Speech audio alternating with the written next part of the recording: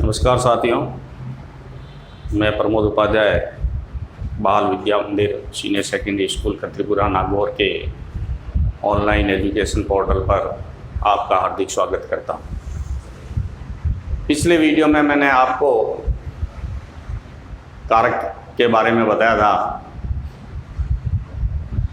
7 प्रकार के कारक, 8 प्रकार के कारक होते हैं, जिसमें मैंने पिछले वीडियो में 6 प्रकारों के बारे में बताया था।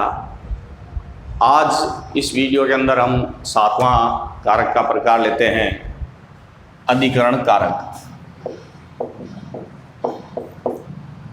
7वां है अधिकरण कारक।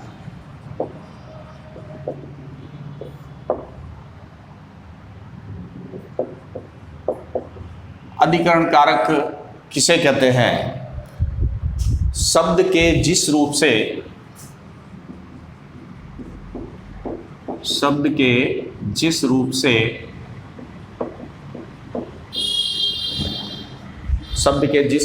क्रिया के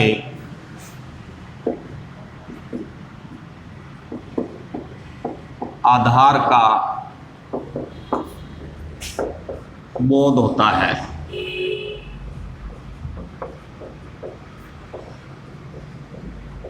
ठीक है, शब्द के जिस रूप से क्रिया के आधार का बोध होता है उसे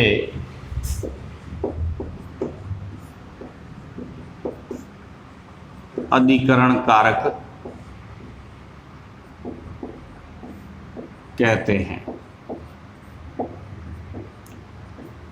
इसका विभक्ति चिन्ह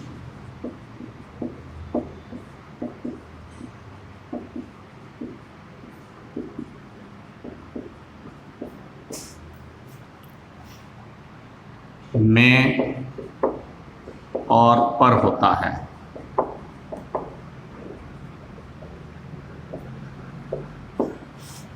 में और पर इसके विभक्ति चिन्ह हैं।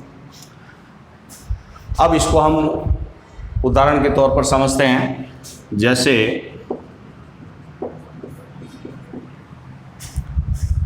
महेश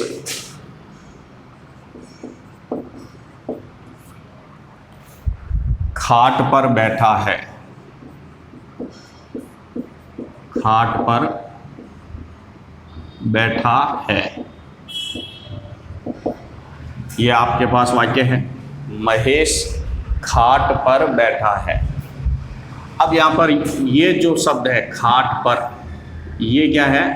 अधिकरण कारक। ये है अधिकरण कारक।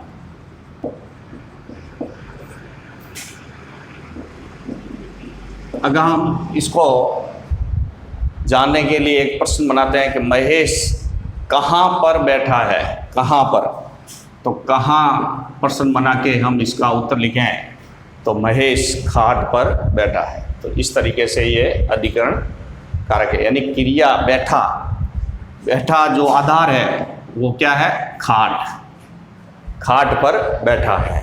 ठीक है, दूसरा उदाहरण ले लेते हैं। जैसे पक्षी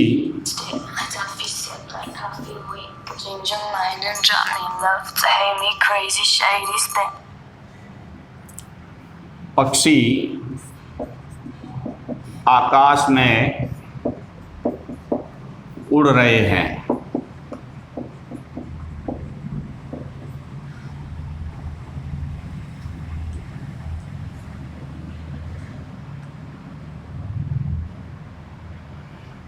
पक्षी आकाश में उड़ रहे हैं। अब इसमें देखिए, ये जो मैं शब्द आया है और आकाश शब्द आया है।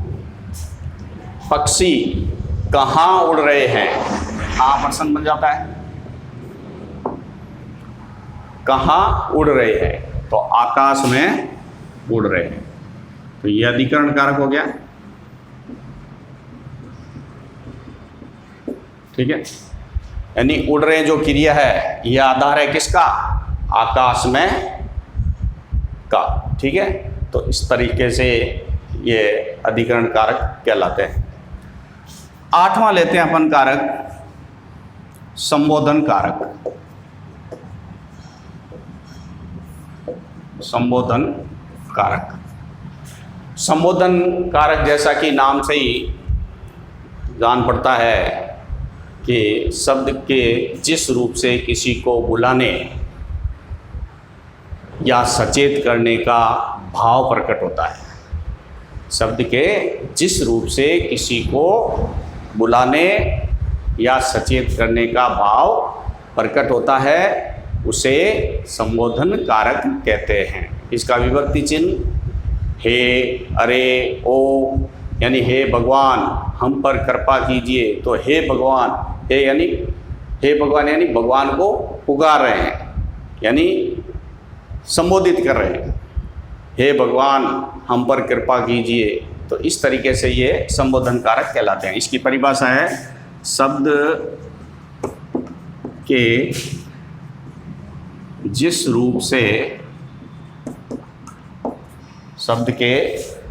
रूप से किसी को बुलाने, पुकारने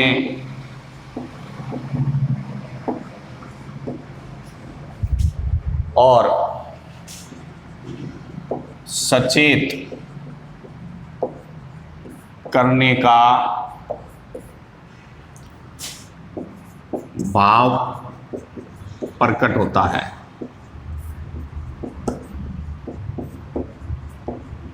ठीक है, उसे संबोधन कारक कहते हैं।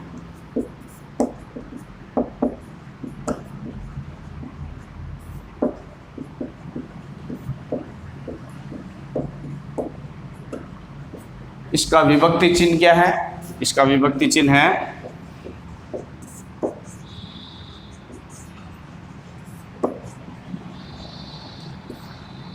हे, अरे, ओ इत्यादि। ठीक है, यानी शब्द के जिस रूप से किसी को बुलाने, पुकारने या सचेत करने का भाव प्रकट होता है उसे संबोधन कारक कहते हैं। इसका विभक्ति चिन्ह हे, अरे, ओ है। जैसे उदाहरण से हम समझते हैं, जैसे हे भगवान हम पर कृपा कीजिए। ये वाक्य है, हे भगवान हम पर कृपा कीजिए, यानी हे भगवान हम भगवान को पुकार रहे हैं, संबोधित कर रहे हैं। ठीक है, ऐसे ही दूसरा उदाहरण लेते हैं, अरे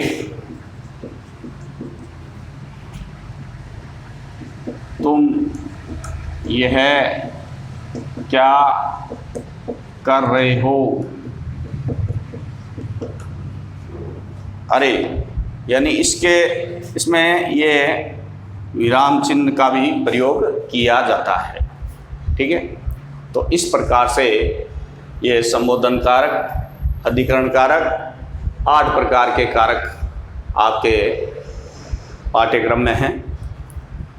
इसको जितने भी मैंने 8 प्रकार के कारक बताए हैं उन सबको आपको सुनना है और नोटबुक में लिखना भी। अब आते हैं कि ये कारक जो हैं जिसमें कुछ विशेष बातें ध्यान में रखनी है, तो कारक के विषय में कौन कौन सी बातें ध्यान में रखनी है तो उसको हम देखते हैं। विशेष बातें कौन कौन सी हैं? तो सबसे पहले जो ध्यान रखने योग्य बात है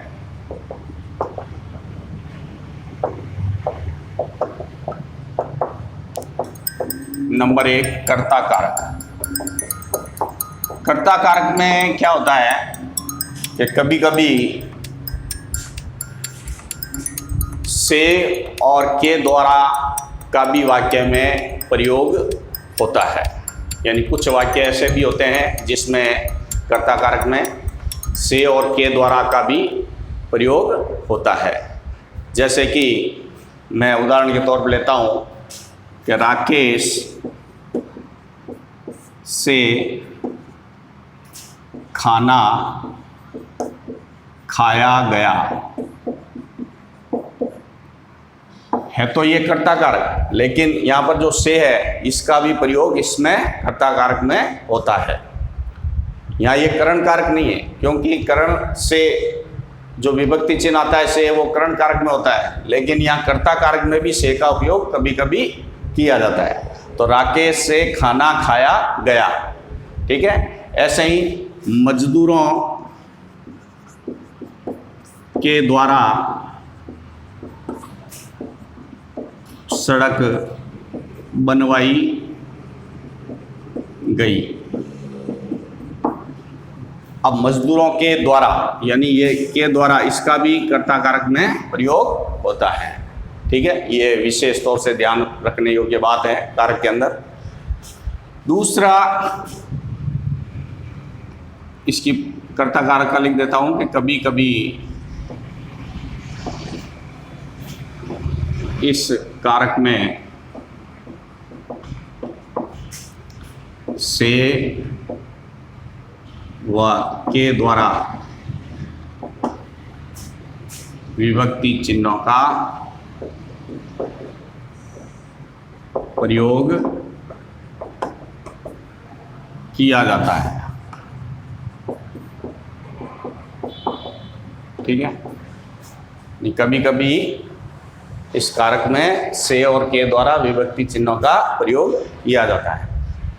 दूसरी बात ध्यान रखने योग्य बात है, वो है कर्म कारक की। कर्म कारक में क्या होता है कि वाक्य में प्रयोग किए गए जितने भी निर्जीव कर्म होते हैं उनके साथ में को का प्रयोग नहीं किया जाता है। यानी कर्म कारक में क्या होता है, क्रिया का फल क्या होता है, क्रिया का फल कर्म पर पड़ता है। इसमें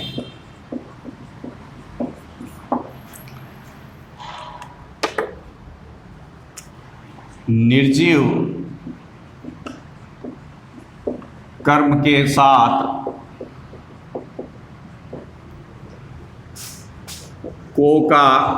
को विभक्ति चिन्ह का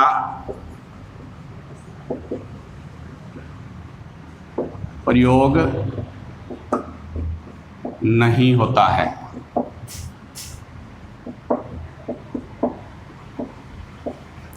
उदाहरण से हम समझते हैं, जैसे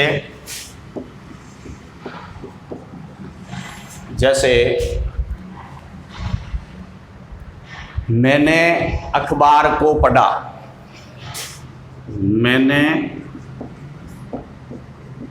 अखबार को पढ़ा। ये वाक्य क्या है, ये गलत वाक्य है, क्योंकि यहाँ जो अखबार है ये क्या है, अखबार एक निर्जीव वस्तु है, निर्जीव है, ठीक है। अब इसके पीछे को लगा हुआ है तो ये नहीं लगाना है। तो मैंने अखबार पढ़ा, मैंने अखबार पढ़ा, ये राइट होगा। तो निर्जीव वस्तुओं के साथ में कभी भी इस कर्म कारक के अंदर को विभक्ति चिन्ह का प्रयोग नहीं होता है। ये विशेष ध्यान रखने योग्य बात है कारकों से संबंधित, ठीक है। तीसरी बात है,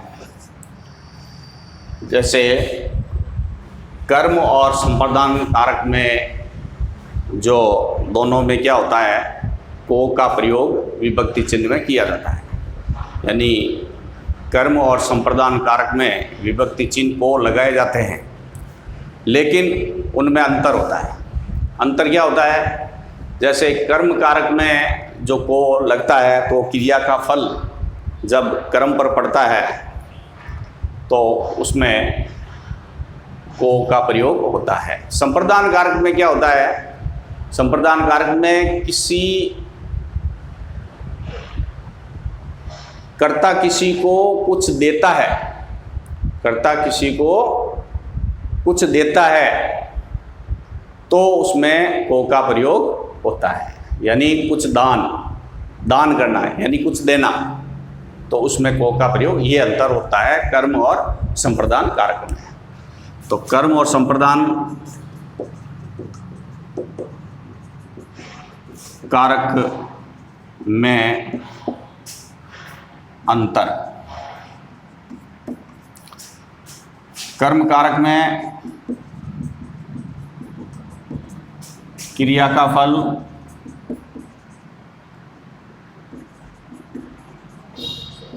कर्म पर पड़ता है,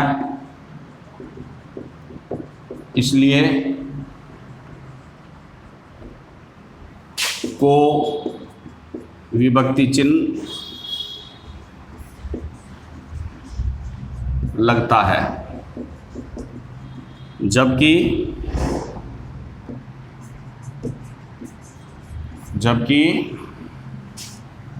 संप्रदान कारक में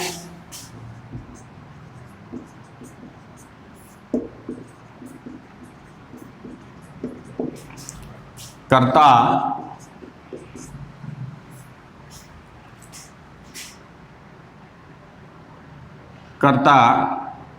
किसी को कुछ देने का कार्य करता है। ठीक है, ये अंतर होता है। उदाहरण से समझते हैं। जैसे कर्म कारक में जैसे दादी ने बच्चे को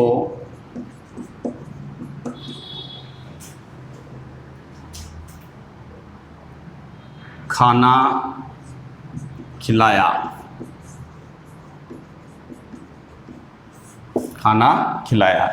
यानी यहाँ पर दादी ने क्या करा है, कार्य किया है, किसके प्रति, बच्चे के प्रति, यानी बच्चे को खाना खिलाया, यानी दादी ने कुछ दिया है बच्चे को। ठीक है, तो यहाँ पर कौन सा कारक होगा, संप्रदान कारक होगा।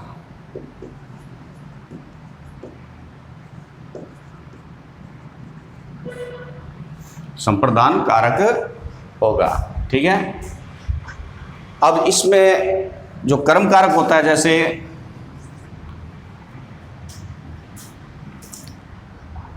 मैंने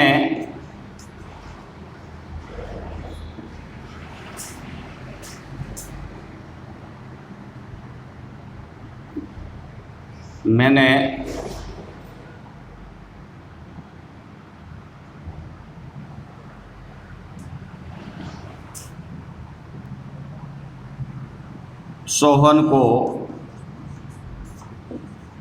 पढ़ाया,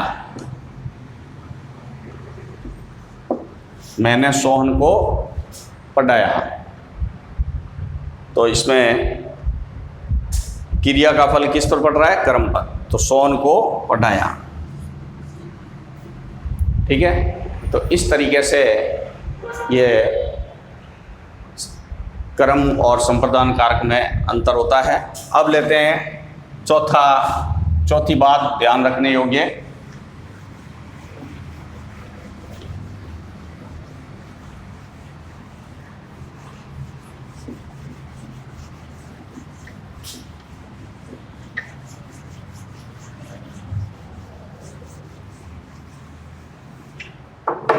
अपादान कारक। अपादान कारक में क्या होता है, अपादान कारक कभी कभी इसमें जिन शब्दों के अंदर, जैसे जिन शब्दों में निकलने, सीखने या डरने आदि का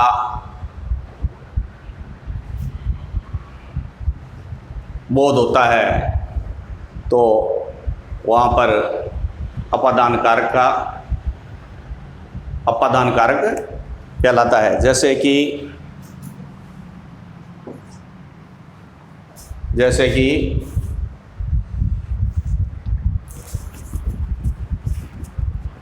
गंगा हिमालय से निकलती है। गंगा हिमालय से निकलती है। अब यहाँ पर हिमालय से, ये क्या है, अपादान कारक है, यानी निकलती है, इसके साथ इसका प्रयोग हुआ, यानी हिमालय से निकलती है, यानी हिमालय से गंगा क्या हो रही है, अलग हो रही है। ऐसे ही दूसरा लेते हैं, बच्चे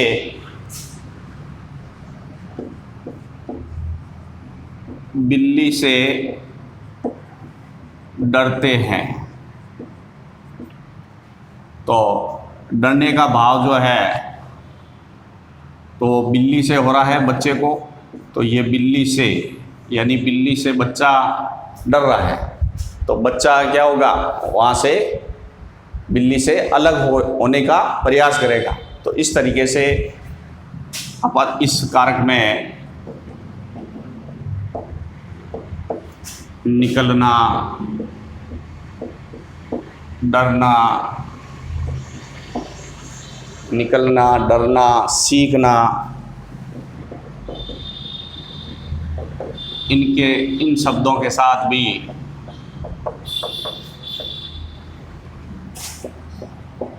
अपादान कारक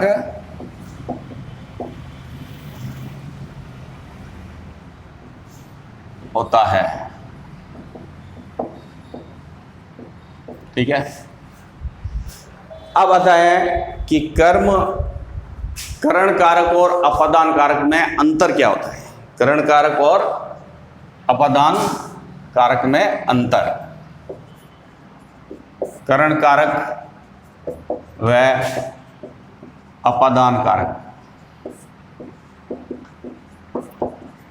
इन दोनों का विभक्ति चिन्ह से होता है। दोनों का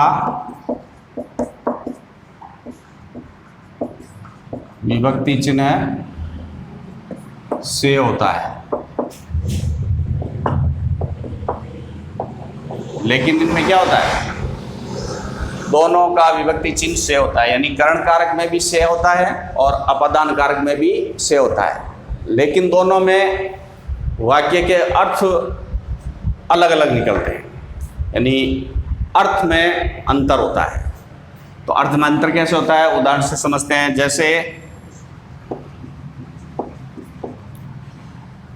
जैसे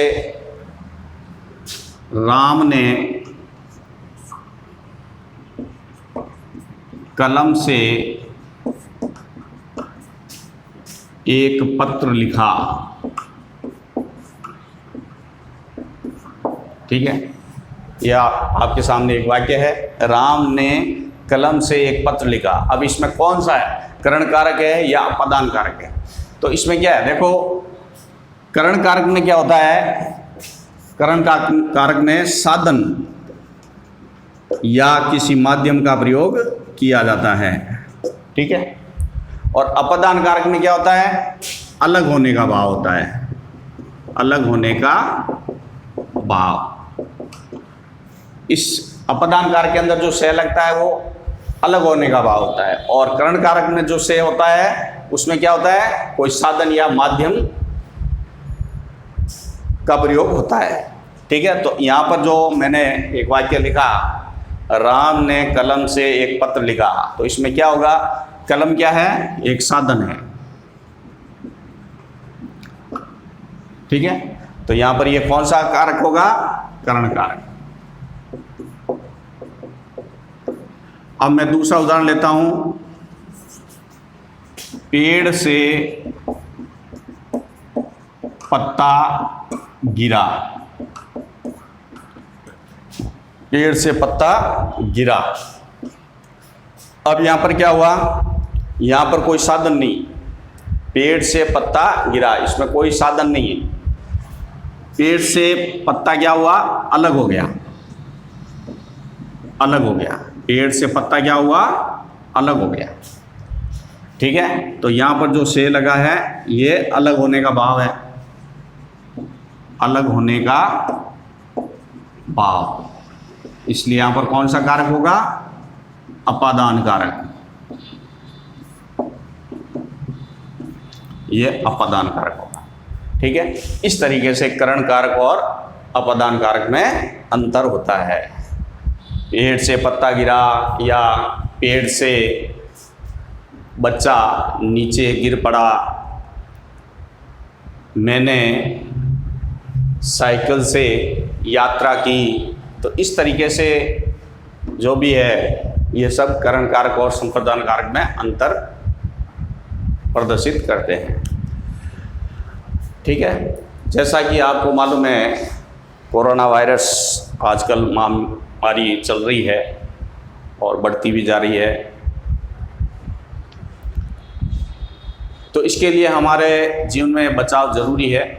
और बचाव यही है कि हमें कम से कम एक दूसरे के बीच 2 गज की दूरी बनाए रखनी है और मुंह पर मास्क अनिवार्य है।